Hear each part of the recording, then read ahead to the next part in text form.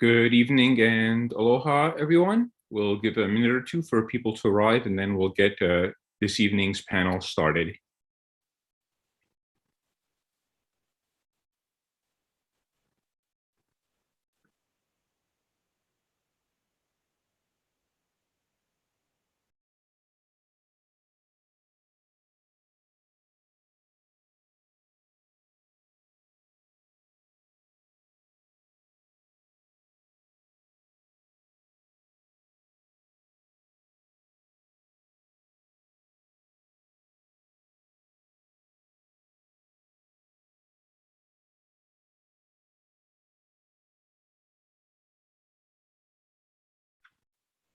Okay, in the interest of time, since we have two speakers tonight, we'll get started.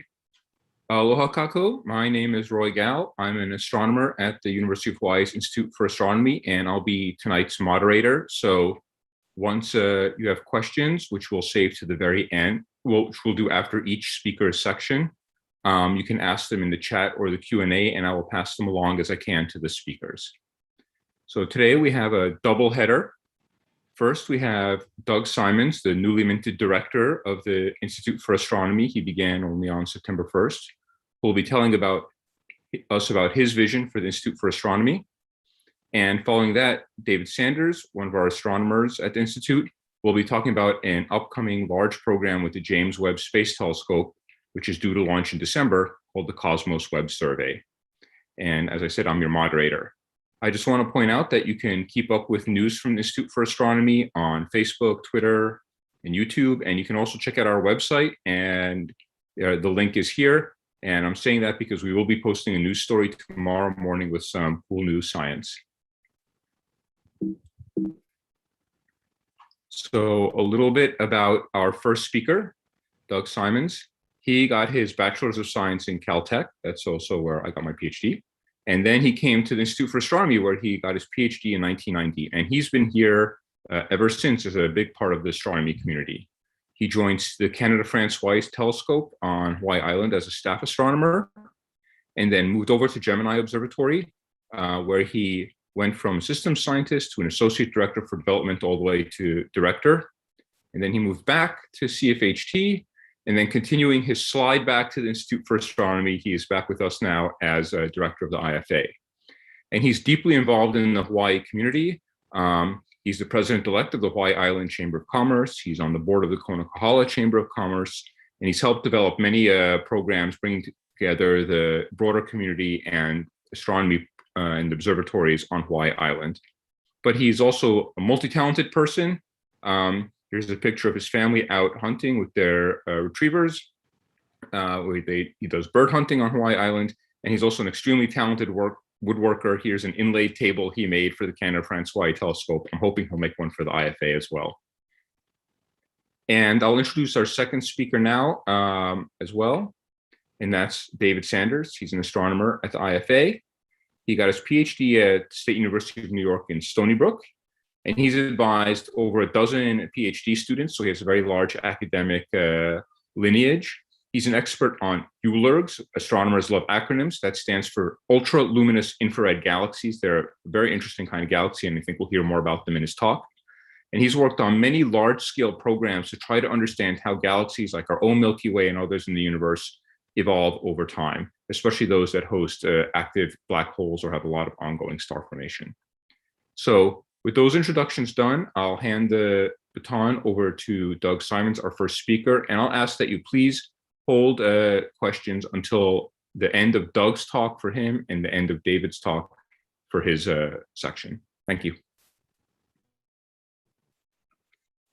Thanks, Roy. Appreciate it. Let me get the screen share going.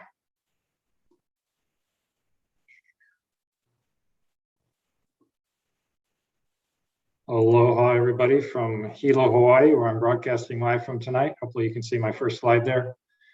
We're scattered around, as Roy said, the new director at IFA, but I'm also I feel like I'm the old man on the mountain. I've got a beautiful picture of Mauna Kea behind me. My life's work is Hawaii astronomy in a meaningful sense, and coming full circle to being in this unique role at the IFA, my alma mater, is a truly unique opportunity. So I'm going to give you a little rundown on current status, and some future directions for the IFA. This is a story that would take a whole conference by itself, I guess, but I'll try and compress it to 15 or 20 minutes and then take a few questions from there. Let me start out by giving you a little context about Mauna Kea astronomy, then I'll zero in on the IFA's role in all of it. And I like to do that in the sense of a document that you hear a lot about these days with the master plan and things of that sort. And that is the so-called master lease for the Mauna Kea Science Reserve that was signed about a year or so before Apollo landed on the moon. And, you know, you can imagine the scene back then, so to speak, with no telescopes on the mountain and a lot of hope and ambition. That was captured in the photo in the lower right there. That's Governor Burns. He's wearing the Maile lei as he steps into what looks like, I guess, was a four-wheel drive with the spare tires strapped to the roof there, leading a fairly large entourage up a brand new so-called Mauna Kea access road to what was then called Mauna Kea Observatory, not observatories. And that was nothing more than site testing equipment used to essentially discover Mauna Kea as a premier site globally. In the world for astronomy. And since that 1968 agreement was signed, it put into motion a range of things that basically nobody could have predicted at the time. Looking back over the past 50 years, it includes a couple of physics prizes and Nobel Physics Prizes, incredible advancements in technology. I'll give you a little sampler of that. Research that is absolutely world leading, and for me, an astronomer, kind of mind blowing compared to what I learned when I was a kid about the universe. The IFA there was actually built in the early 70s as part of that. Imiloa, innovative outreach programs, and then more recently, really interesting and engaging collaborations with the Hawaiian community in a variety of ways that I'll describe as well. I like to show this chart because it succinctly shows the Mauna Kea observatories combined with respect to co-located telescopes around the world. And this is a trend that occurs every year. It's a chart that shows what we call science impact, which is a product of the total number of papers multiplied by their citations. So it's a kind of a gauge of quantity times quality. And MKOs year after year are #1 in this ranking. And the people of Hawaii should be really, really proud of that, because this is a reflection of the commitment, the interest, the dedication of everybody in Hawaii to make this leadership role, this really preeminence in this field of science possible. What really makes it possible, though, is Mauna Kea. We kind of have an unfair advantage with the competition, given the site qualities that we have on the mountain. So by the numbers, Hawaii astronomy leads to roughly 1,500 jobs across the state, mostly on Oahu and Hawaii Island. If you added up all the operations costs over the past 50 years or so, it's easily north of $2 billion that's been invested in the economy. Most of that goes into the economy through the paychecks of the 500 plus people that work at the observatories and the extra 200 to 300 people that work at the IFA. As I showed in that previous slide, higher scientific impact of compared to any other co-located observatory complex in the world. At least 10,000 people per year participate in our outreach programs. It's probably several times that when you really add that up over the course of a year. Workforce pipeline, et cetera. So over those past 50 years, we really have put together a pretty amazing collective effort here in Hawaii with our astronomy program. So with that as background, we'll focus a bit more on the IFA itself. This is a mamani seed and a seed pod taken up at Mauna Kea I'm particularly fond of. So the IFA actually consists of 3 facilities, one in Manoa, one on Maui, and one here in Hilo. All fairly large facilities with lots of office space, laboratories, shops. Teaching occurs at all 3. Most of it's at IFA Manoa, with a fair amount, mostly at the graduate level at IFA Hilo. And of course, we are either own or operate research facilities on Mauna Kea and Haleakala as well. I think 4 or 5 telescopes on Mauna Kea and several on Haleakala. So when you add it up, the Institute for Astronomy is easily one of the largest university astronomy programs in the world. And again, that's a reflection of the people of Hawaii, the commitment that we've had from the state, all the international investment that's been driven by this opportunity to perform state-of-the-art research from the summit of Mauna Kea. So reasons I decided to go for it and go back to my alma mater and have on this leadership role as director is first of all personal, in the sense that I got an incredibly good education at the IFA, and looking back at how many things that led to in my career, because of the unique nature of being able to work on Mauna Kea, the hands-on experience that I got, it was just a really incredible education, and it really drove my desire to give back and pay it forward to the next generation. So I have a keen interest in helping out our students to make sure they've got the same shot that I got leaving the IFA. It's also a concern to make sure that the IFA is in good shape. We've got, I think everybody knows, some serious challenges ahead, given various agreements that have to be worked through and issues about TMT, et cetera. And I felt very strongly that I would like to do all I can to make sure that the IFA comes through that in strong shape, and also in a strategic sense. And this is the last decade or so of my career, and I want to use that time to make sure that we end in a good place with Hawaii astronomy over the course of this decade, where a lot will be decided. So my initial priorities as director include these three pillars: education, research, and kind of my sweet spot, which is instrumentation and technology development. I've only on the job about 6 weeks, and if I were to add it up, I'd say about a third of my time right now is going into master lease renewal. It's a big job, lots of parts in motion, but it's super important for obvious reasons. And then deepening our community engagement. As Roy said, I've lived over half my life in Hawaii, most of it on Hawaii Island. So I'm deeply committed to my community. This is my home, and connecting astronomy with the broader community is actually one of the funnest parts of my job. So let me tell a little bit about the education program at the IFA. On the right is an alphabetical list of all the students that have graduated. Don't try and read it, just admire the sheer numbers. My name is in there somewhere, I assume. We've had over 200 graduate students educated at the IFA over the past 50 years or so. I know many of them, particularly those from the 80s when I was there as a student, and they have leadership roles in NASA, the National Science Foundation, universities all over the world, laboratories, et cetera.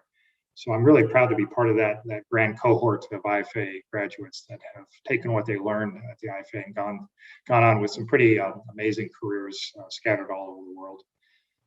If you're wondering, our base budget's about $10 million, and we collectively bring in about $20 million of extramural funding. So it's pretty good return on investment. For every dollar of your taxpayer money, the IFA generates $2 of extramural funding that gets for the most part pumped back into the economy here.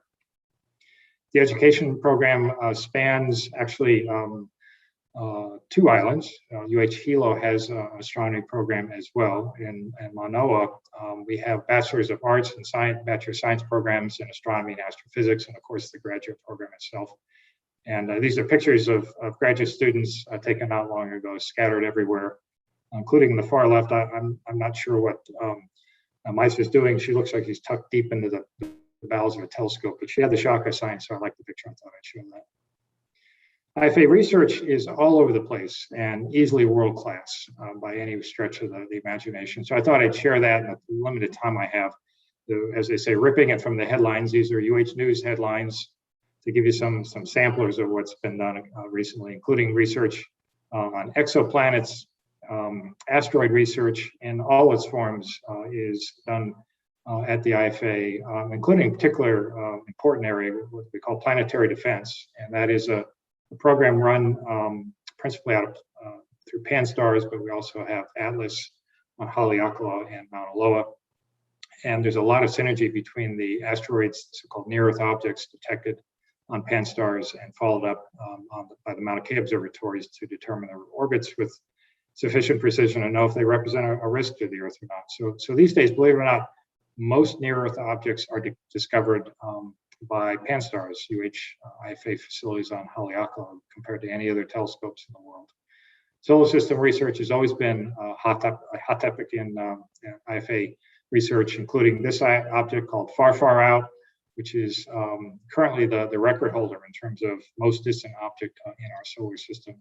Moving out from our solar system, you see here UH-delete NASA Space Telescope study on nature of dying stars, so stellar remnants.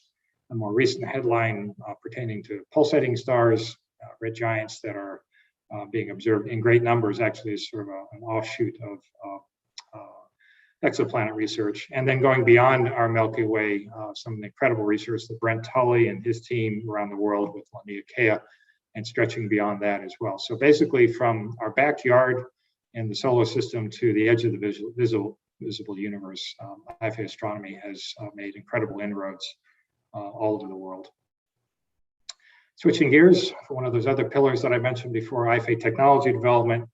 I'm a hands-on guy. I'm actually more of an instrumentalist than a research scientist, so this is something near and dear to me. One of the neat projects going on right now, actually IFA Hilo, is what's called RoboAO. So it's a robotic telescope combined with a laser guide star and adaptive optics system to improve the clarity, if you will, of images recorded. Christoph Beranek is the PI of that. He developed the first so-called RoboAO that I believe you see here at Palomar, and he joined us about 5 years or so ago, and he's building an upgraded version for the UH 2.2 meter. And then top right, you see Mark Chun, who works with me in IFA Hilo with students testing some of the new control software that's being used to automate and remotely operate the UH 2.2 meter. IFA has a long history in generating very, very large cameras, digital focal planes, if you will. This is a friend and a dear friend to many of us, Jerry Lapino, who passed away maybe 5 or 6 years or so ago with what's called CFHT 12K back then, which is a huge breakthrough, and the ability to butt together in close proximity CCDs to make large digital cameras was a real breakthrough. That particular camera had 100 million pixels, and it was in a sense a prototype for the 1.4 billion pixel detectors that are in place at Pan-STARRS 1 and Pan-STARRS 2, and that's John Tonry there. I'm sure there's a big smile under that N95 mask. This was well before COVID, so it was there for other reasons on his face.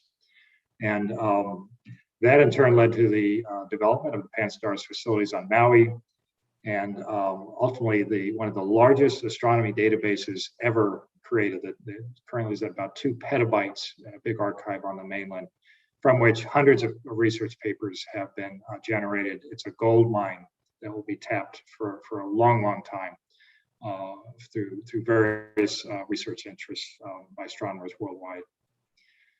What's closer to what I worked on as a grad student is capturing these pictures. So Klaus Hodap stopped by my office a couple of days ago and asked, would you like to see something in the lab? Because they were going to take a picture of it. And this, for me, is an amazing collection of infrared sensors, basically priceless, literally in terms of cost and also in terms of sort of sentimental value to me. And they've been laid out kind of in a loop here. So this first detector back in 1985, and they go all the way around to larger detectors with greater sensitivity to the ones that are being developed right now at the IFA. And this is the IFA has a long history of developing infrared arrays. That first detector back in 1985, I actually remember it was just being tested when I arrived there. I remember booting the computers off of 10-inch floppy drives. Some of you will know what I'm talking about with the homemade electronics as a Honeywell 8x8, all the way up to what are now called Teledyne Hawaii 4RG detectors. This is one of the first of them developed. So that's 16 million pixels that can capture wide field images of the sky with exquisite sensitivity. Those sensors aren't just used at the IFA, they're used all over the world. And this is something important to keep in mind, that the technology development at the IFA leverages astronomy research through instrumentation globally.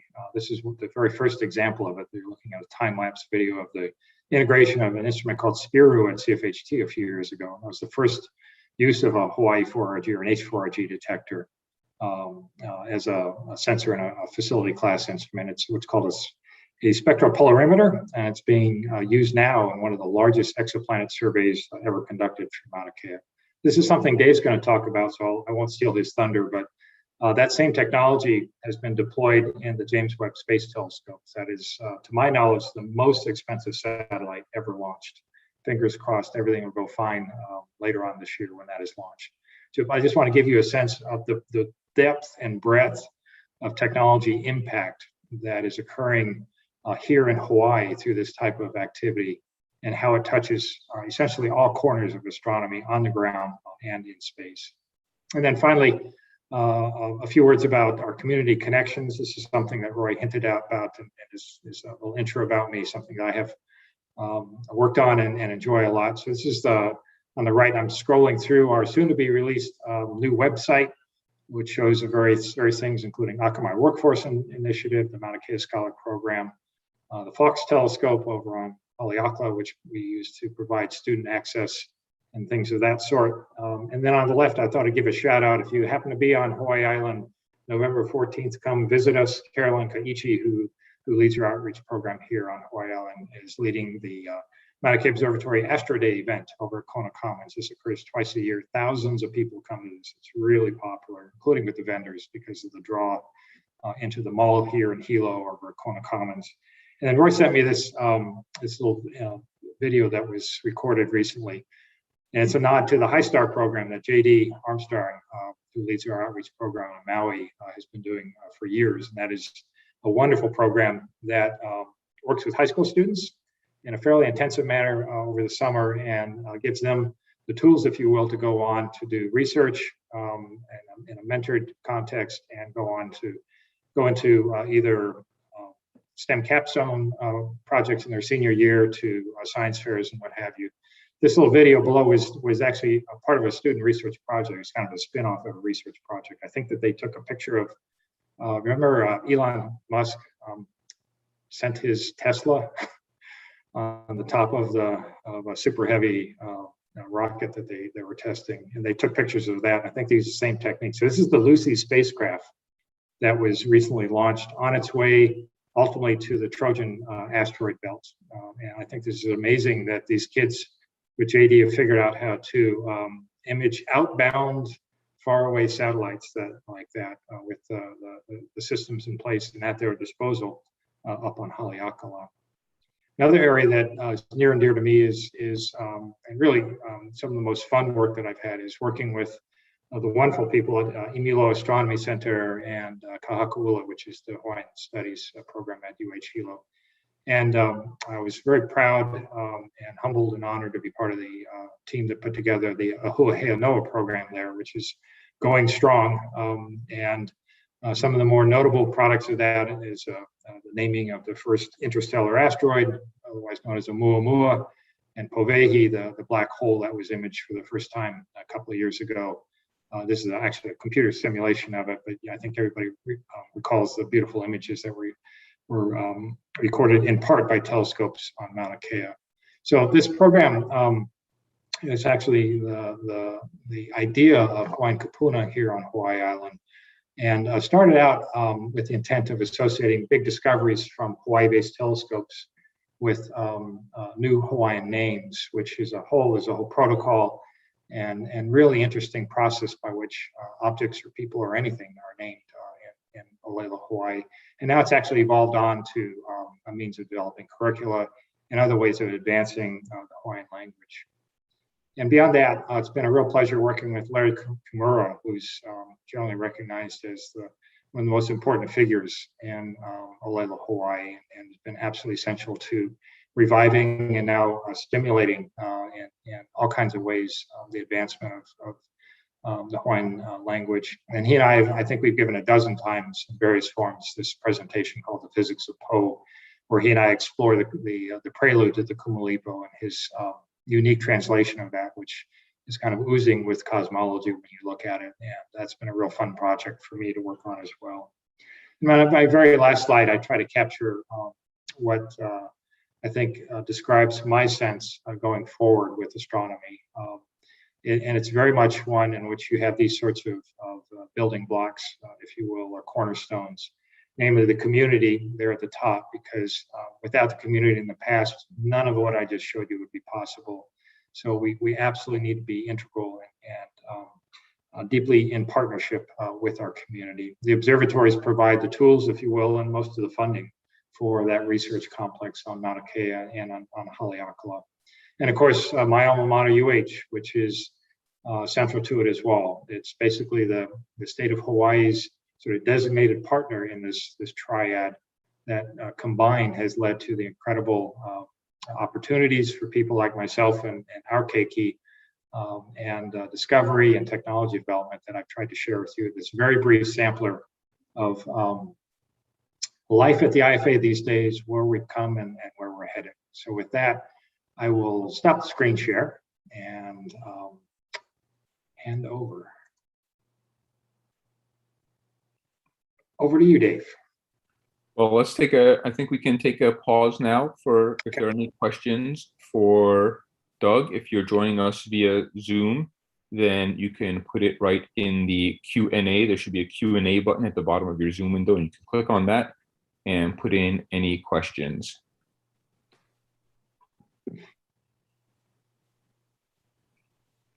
Or you can also have the chat function, I believe, is also available, and then you can enter it in there.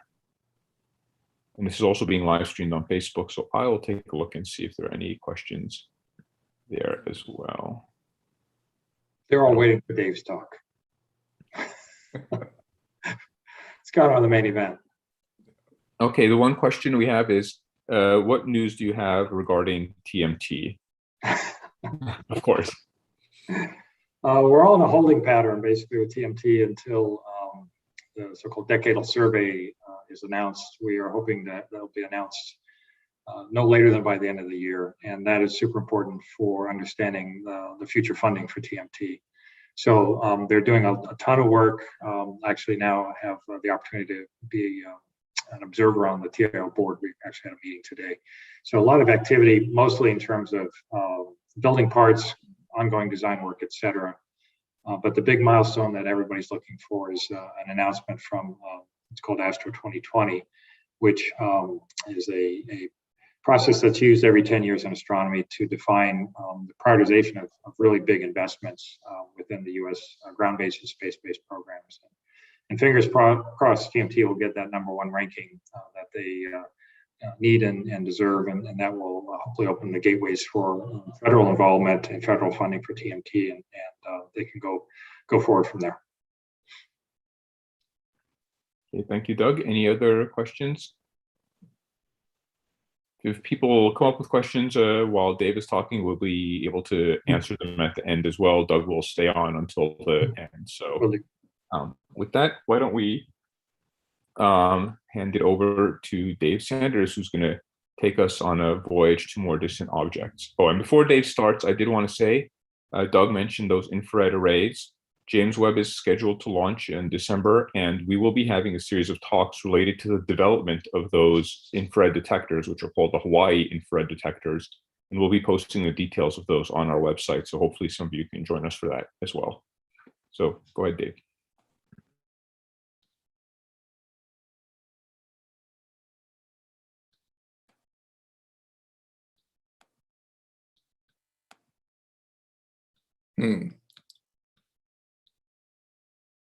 Oh, I didn't hit the share button. Okay.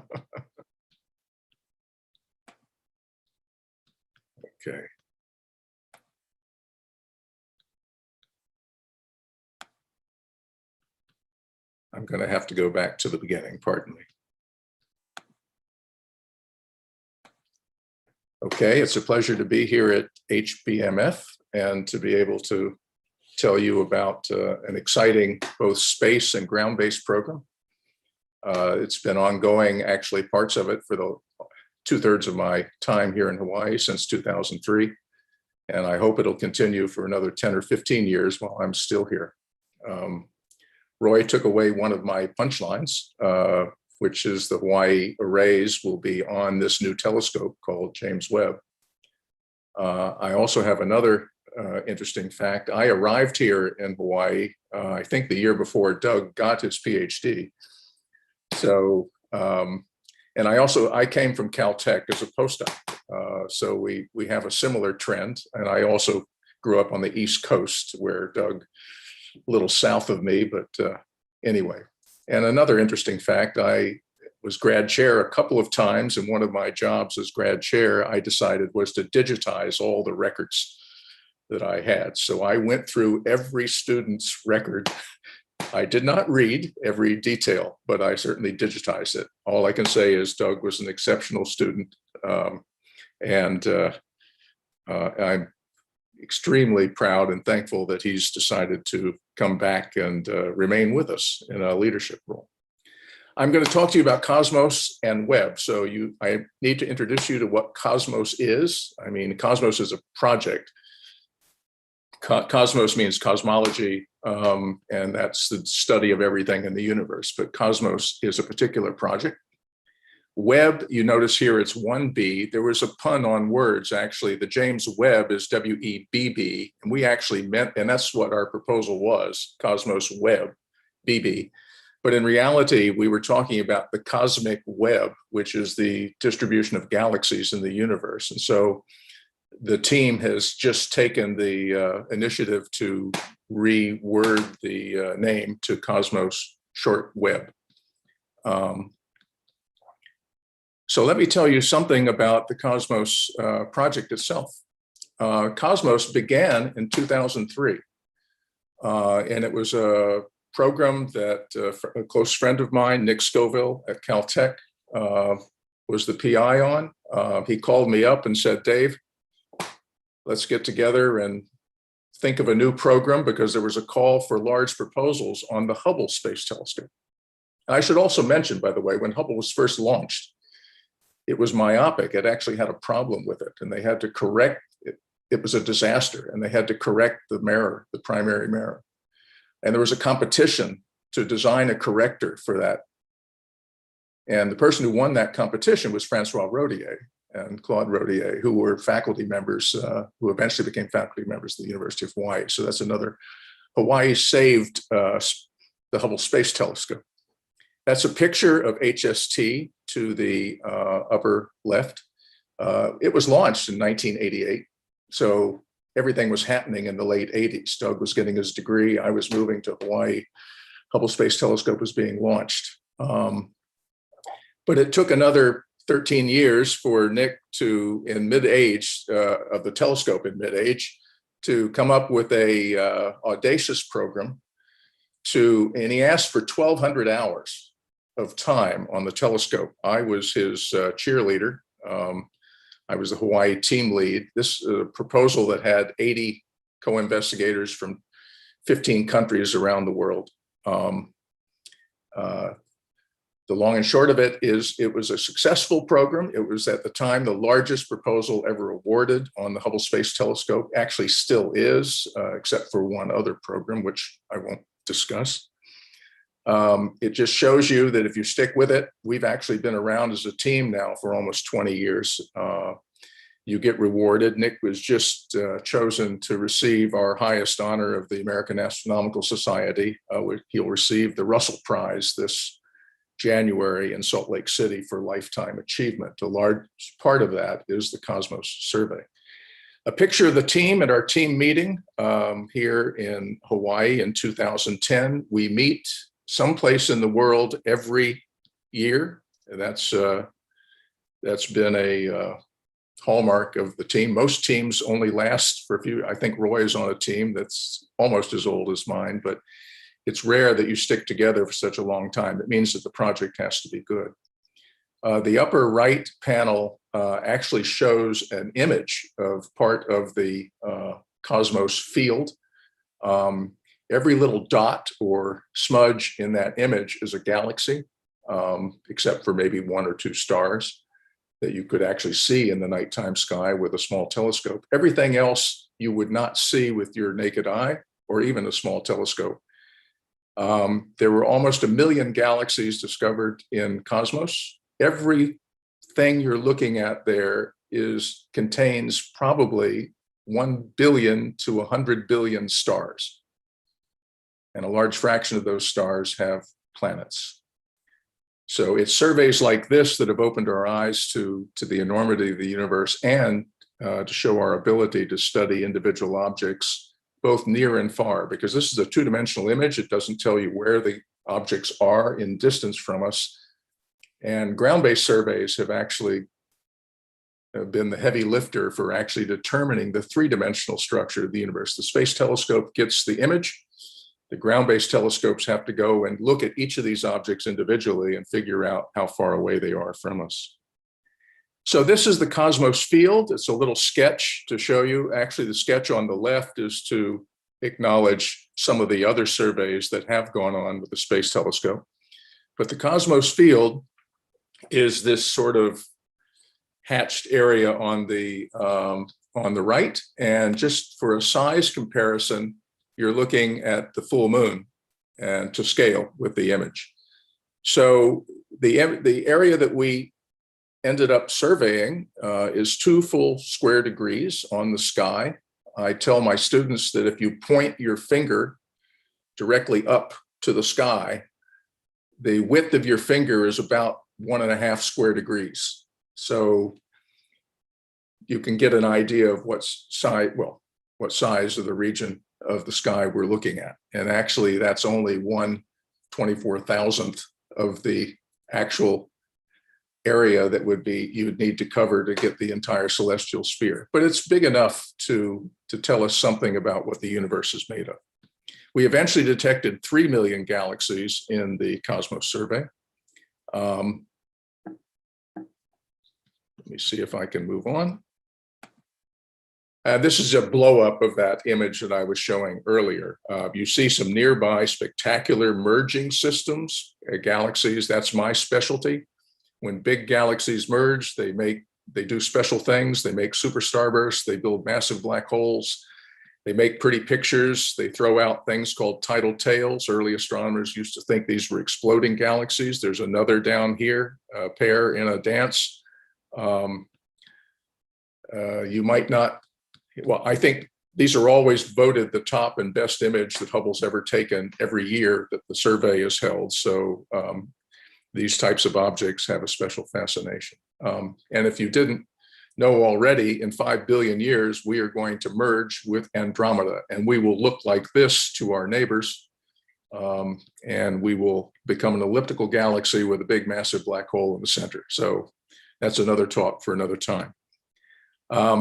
We have a team website. You can go to Cosmos, and I had an interactive figure that I was going to throw up, but I'm not going to do that now.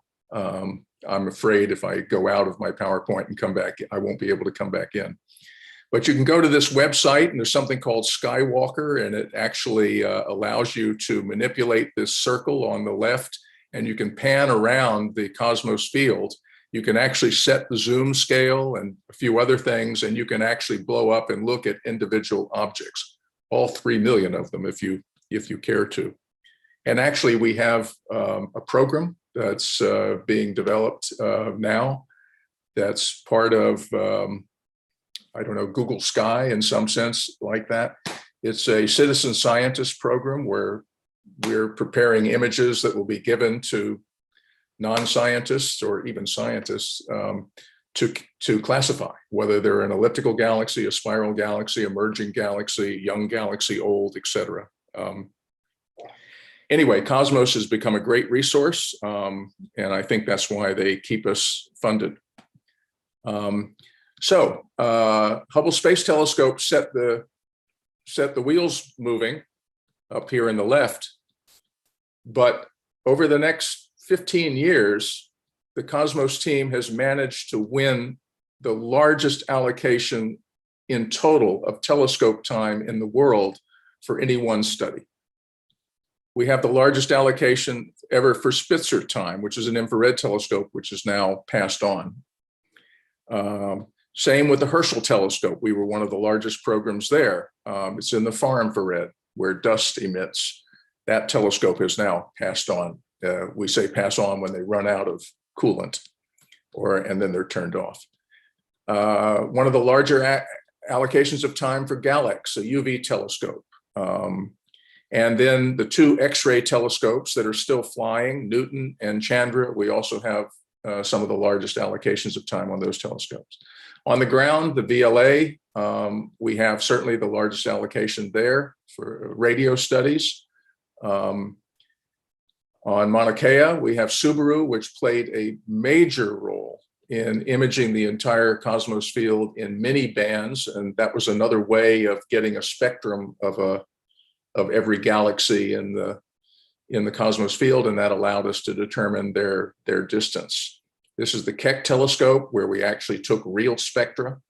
And then finally, the Atacama Array, which is in Chile at an elevation even higher than Mauna Kea. We've had a number of programs on ALMA. Okay. So this is just partly from our Cosmos website. If you were to go there, if you're really interested in Cosmos, go to the Cosmos, just type in Cosmos Astronomy, it takes you right to the website. This tells you something about being able to determine distances to galaxies. You're looking at how things looked, when they were only, 1/10 of their current age. So 12 billion years, this is sort of, it should be 13 or 13 and a half where we are today. Galaxies look sort of ordered to those of us who study galaxies. If you find galaxies further away, you can translate their redshift, its so-called redshift, to billions of years in the past. Galaxies become bluer and more chaotic.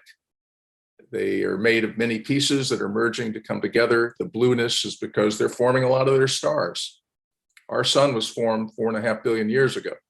So it was somewhere around the, 8.4 line here. Here's an example of just on the website of a galaxy looking at what it might have looked like during different phases of its life, from a blue system forming a lot of stars to a more red and dead system later on. So Cosmos is writing the book on galaxy evolution and when stars formed, how many formed, etc., as well as black holes. That's a blow up in case you couldn't see everything in detail in that previous image. But as you go back in time, things become really disordered and weirdish. And that's what our galaxy went through. So the real meat of the story, this story, is that about the time that Hubble was launched, there was a study committee to make the next generation telescope. Once you have one, you got to be ready for the next. And so Doug may know, there's people in Pasadena actually Alan Dressler led the team that wrote the book to propose the next generation space telescope. Around 1988, it was selected by the Decadal Review, and it was going to only cost, I know I'm going to make an analogy with Honolulu Rail, but it only cost $500 million. That was the idea back then. And in the end, it's ended up costing nearly $10 billion. Part of that is just inflation. Another part is it was a lot harder than expected. But the Hubble primary mirror is only 2 meters, and the JW, it's a mosaic like the Keck telescope. It's also gold plated for a reason, and it has about 10 times the collecting area. It's also too big to fit in the fairing of a launch vehicle, so it has to be folded up, which is another thing to worry about. The gold plating is because the James Webb Next Generation Space Telescope is designed to observe out into the infrared. And infrared gets messy if you have heat sources around. It also has a different reflectance than silver, and so gold was decided to be the best thing. Didn't cost all that much. You just vaporize some gold and there you have it.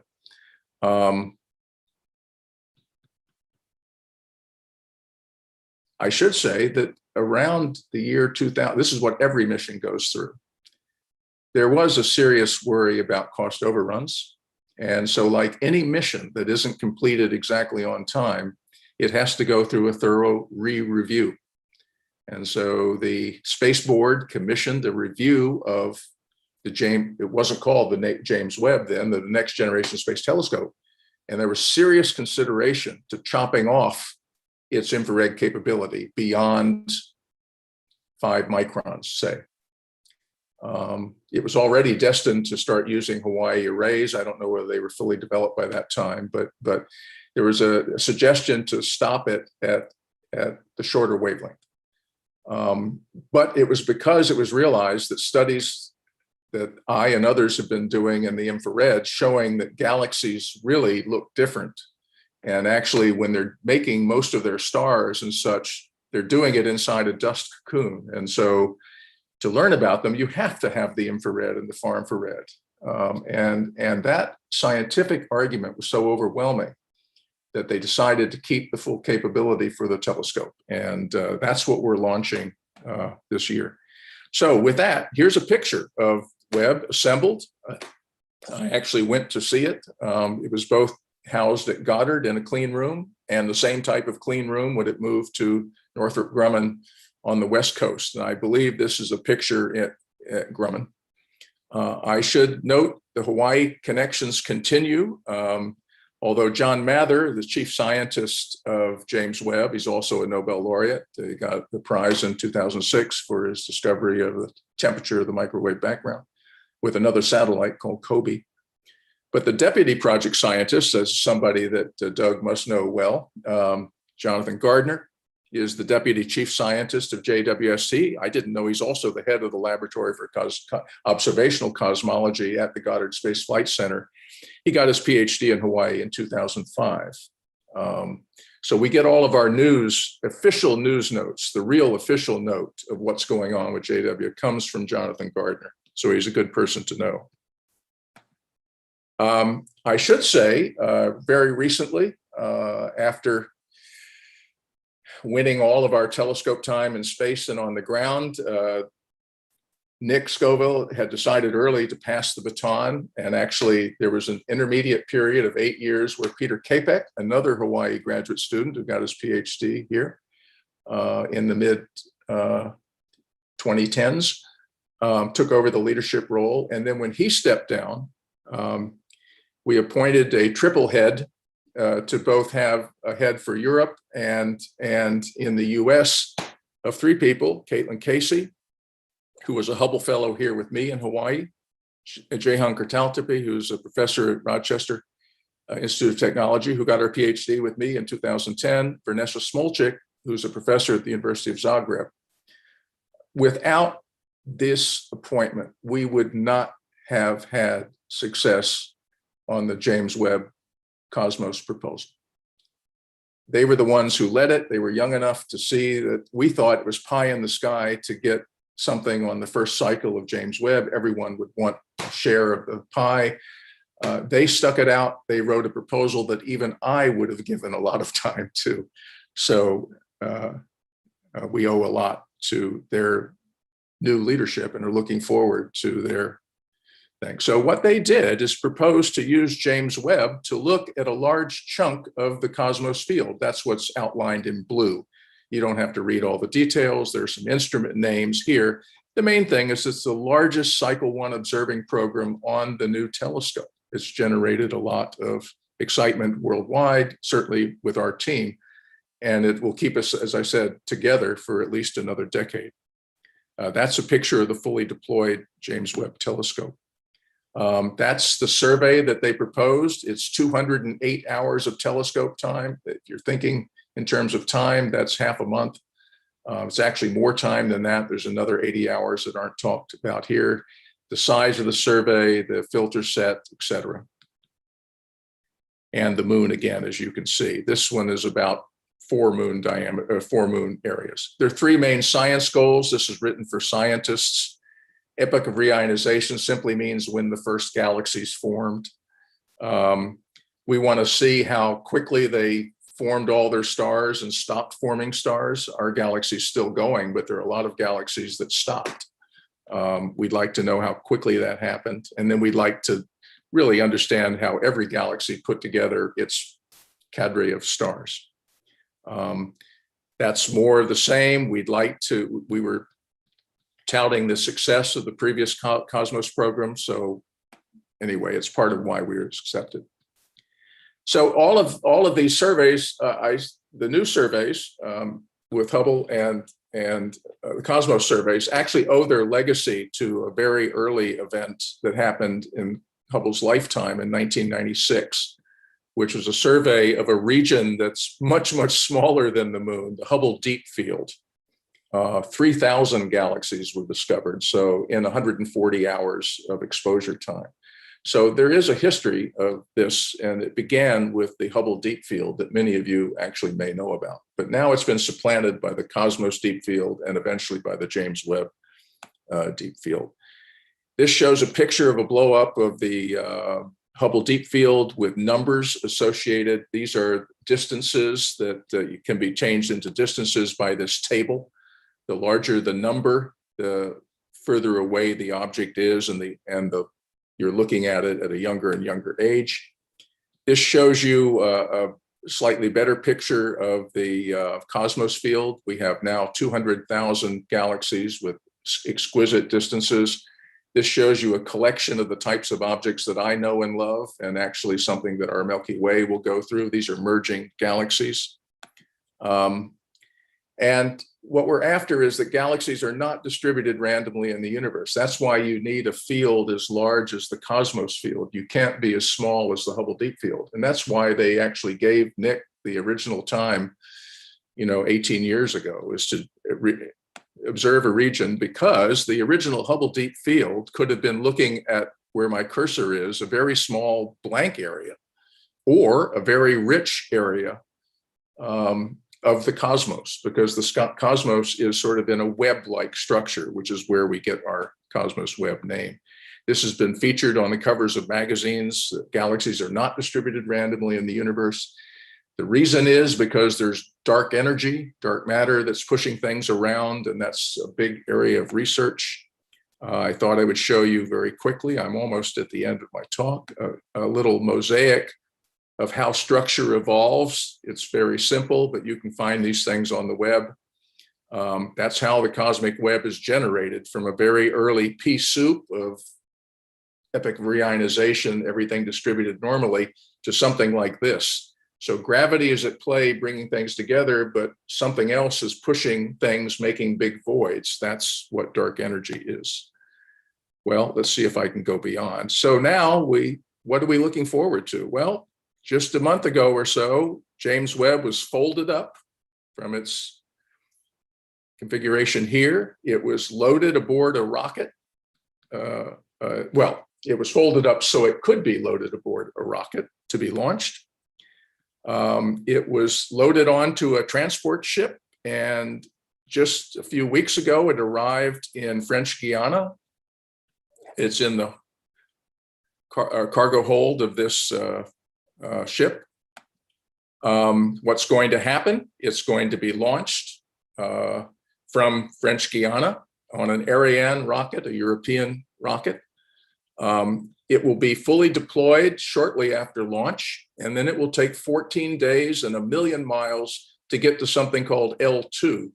This sounds like a science fiction data point, but L2 is actually one of the 5 Lagrangian points. Anyway, read up about it, but it's on the far side of the Earth from the sun, and it stays there. So it orbits like the Earth does around the sun. The moon does its own thing. Anyway, it's a pretty neat deal. If you look at the James Webb Telescope when it's fully deployed, these are all of its parts. It has a 5-stage sun shield, and that's for keeping the sun away. And also it's 5 stages in order that if an asteroid hits through, it'll not give a direct hole for sunlight to come in. It'll probably come in at an angle. So direct sunlight won't be able to navigate all 5 panels. Anyway, it's a complex instrument. It's interesting to note that on the sunshine, you could actually, on the sun side of the sunshade, you could actually cook eggs. On the dark side or the cool side, you'd freeze. It's lower than the temperature of liquid nitrogen. So it's a unique facility. That's a summary of what's going on. And I thought I would leave you with a slide that says, watch the launch, December 18th, 7:20 a.m. Eastern time. And of course, you will immediately do what I do. You'll forget daylight savings time. So it's only 5 hours from the East Coast, which means you only have to get up at 2:20 a.m. in the morning, and you can watch the launch. It will arrive at L2 just about January 1, 2022. So we look forward to a great next year. Thank you. Okay, thank you, David, for an interesting talk on some great upcoming science. So we are open for questions from the audience on either Doug Simon's earlier talk on the IFA or on the Cosmos-Webb survey and science with the James Webb Space Telescope. You can put your answers in the Q&A using the Q&A button in the bottom of Zoom or the chat, or you can just raise your hand. I don't know if people can join via raise hand, so let's just do a Q&A or the chat. Did I stop sharing my screen, Roy? Any resistance No, I see. to the program? To this program or to the TMT? has to do with TMT. No.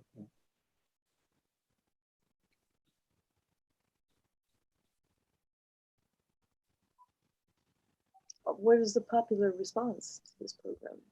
We asked.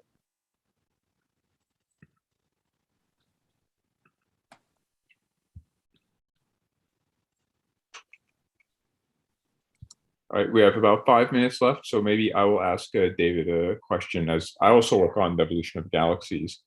So what is the time for the execution of your observations, and how long do you think it takes to get from that to getting through all the data to getting some interesting science results? Well, I think the telescope, the core team and the instrument teams for the telescope probably have it locked up for the first 6 months. I think I haven't looked in general at the schedule, but as with anything, you have to shake out the bugs, make sure it works, do all the calibration info. That's what, and the instrument teams actually get to do some science as well as a reward for designing the instruments. So it's after that point that you'll actually know the instrument performance exactly. There's theory right now, and we hope it works as planned, but we hope it works even better as planned. So the answer to your question is we think we will get data by the end, sort of fallish 2022, and maybe extending into 2023. The good thing about JW is that it's unlike HST, which couldn't observe when it's facing the sun. James Webb is always on its own in the shadow of the Earth, and it can point anywhere. So you have a higher throughput of programs. So we're hoping to have everything by end of spring 2023, and then to analyze the data, well, we'll do it as it comes in, but we hope to have a first release probably by late summer 2023.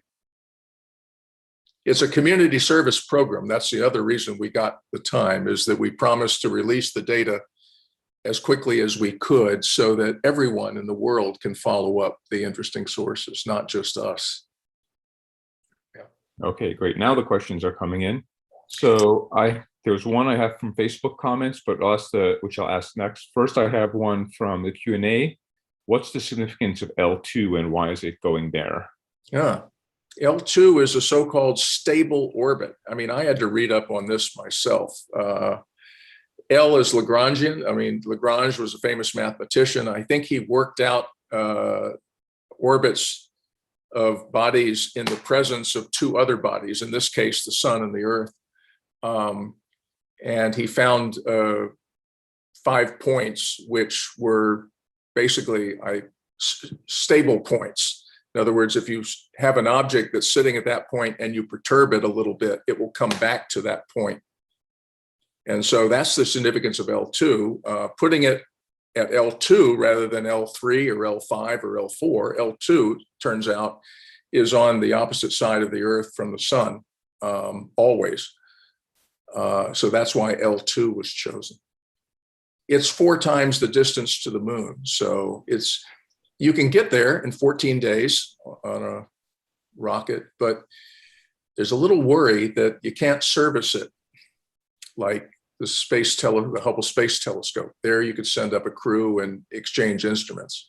This isn't the first observatory to go out to L2. The Herschel mission was at L2, and I think WMAP, or one of the other missions, was also at L2. All right. The question that came on Facebook is whether we'll have IFA events for the launch. Well, since the launch is at 2:20 in the morning, we will not be doing anything public. Roy, you have to get up. I'll watch it maybe, but actually I probably will not have gone to sleep yet. But the James Webb Space Telescope is hosting a series of what are called launch party events. If you Google JWST launch party, and those include events leading up to the launch and for the launch. Like I mentioned, we'll have talks about our involvement in the development of technology. So I'm sure there will be many, many live online events hosted by places like on the East Coast that will be conscious at launch time. It was originally planned for launch on Halloween, and my class was all excited because they could observe it. It was during class time. And now it's right at the end of the semester. And anyway, but so be it. Okay, so another question is, what is the first project assigned for James Webb after its launch? It'll be the testing of equipment. Yeah, and then there And- are, oh, go ahead. It'll be testing of equipment, and I'm sure the people who built the instruments will do the testing pointing at their favorite object, so they actually get some science return for the test. Yeah. Otherwise, it's scheduled by a committee. I mean, no one's favored. You're basically slotted into the schedule after the telescope is verified and ready to go. You're at the mercy of the scheduler. It's like, when you take ground-based data, you have to listen to the operators, and they will tell you. You don't get to pick and choose. They will tell you when your program is prioritized, and it usually depends upon, where it is in the sky, et cetera, and what instrument it's using. Yeah. And those programs are awarded competitively. So people Yeah. requested something like 10 times more observing time with James Webb Space Telescope than is available. And so those were then ranked, and the highest scientifically ranked programs are the ones that will be executed. Which is why we were so pleased. But they go in cycles on something like an annual cycle. So Annual cycle, and the telescope has a nominal 10-year lifetime. So a lot of its infrared capability will run out when the coolant runs out. But we think, like everything with NASA, it's designed pretty ruggedly, and we're hoping it lasts twice as long, but we'll see. Okay, so I think most of the questions have been answered. One person expressed some worry about the chances of success, and I think we are all worried. It's an extremely complicated mission, but it has been tested very extensively on the ground. It is the largest space telescope as well as the most costly. Yes, it's the largest mission ever launched, but they seem to have their act together. So we will all keep our fingers crossed and have good wishes. We've reached the end of our time for tonight, and I don't see any more questions here. So thank you, all of us who joined. Hopefully this live stream was recorded, so it should be available. Roger can inform us of that and post it later. And we'll spread the word as well. And again, check us out online at outreach.ifa.hawaii.edu for the latest news and events that we'll be hosting. Roy, Doug, and David, thank you very much. It was really extraordinarily interesting. I can imagine you're all extremely excited with this prospect. For anyone who couldn't attend for some reason or other, you can catch this on the Better Tomorrow Speaker Series YouTube site. And then a version of it will be, highlights of it will be on our website, and they'll be there for another year or so. Thank you very much, and aloha.